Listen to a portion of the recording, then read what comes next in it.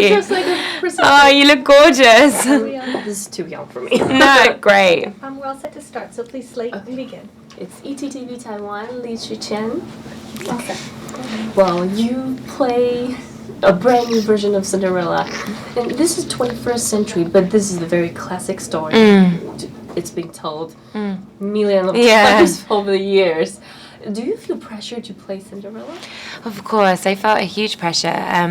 But I feel like, you know, I was supported by the most incredible director and the most amazing cast. And I also felt when I read the script that there was enough about this that made it different, but not in a way that's necessarily obvious. It was all about the sort of enriching the characters and making the heroine, making Cinderella a stronger, more sort of inspiring character, I think. Right.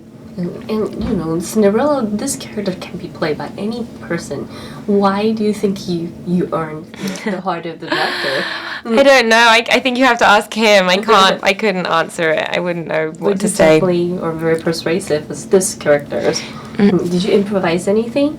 You grew up watching, you know, everybody's grew up watching the fairy tale stories. Yeah, I didn't so much improvise as we were shooting, but there were scenes and moments that I thought should be in it that weren't in it, and I would talk to Ken about that. And there was also, like, you know, I loved the animation so much, and there were little bits that I wanted to almost echo entirely, like the bit where she cries on the well. I always remember the physicality of her body as she wept, and I wanted to put that into it, and her gracefulness. And so I think we really wanted to stay true to those iconic moments as well. Right, yeah, speaking about the gracefulness of all the princess in Disney you know, series, do you find it difficult to act like a princess, talk like a princess, you know, the gesture things?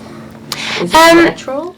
I mean, it's funny, when I watched it, I felt like, whoa, you're talking in a different voice, and I didn't realize at the time, but I guess you sort of embody and inhabit something, and you make choices that you're not really aware of while you're doing it. But I found it really refreshing, and I loved playing someone with such warmth and kindness. It felt like quite a positive place to live. Yeah, do you try to train yourself, like talk in a certain way? Or I didn't do it consciously, actually. Those things sort of came out without me realizing. Yeah. And talking about the dress, especially the gown and the ball, that was very beautiful. Is it heavy? Is it easy? Yeah, it was incredibly heavy. I don't think comfort was necessarily high up on Sandy's list. It was the designer, because it was a corset, and then there was all these layers of skirt that sort of hung down from my waist, and my legs would get tangled up, and I wouldn't be able to sit down, and and then when we had to dance, Richard would have to sort of ice skate so he didn't step on the skirt, and it was all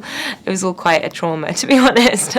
Well, it looks graceful on the big screen, which is good. Especially for when you spin. Is it hard?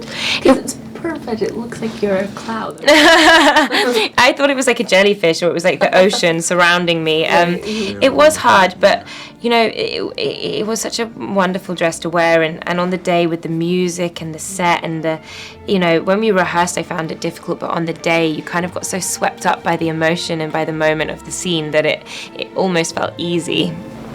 So the dance is not difficult at all? No, it was difficult. We spent months and months rehearsing it and learning it. So yeah. Last question, like the best reason for you know, for the audience to see Cinderella?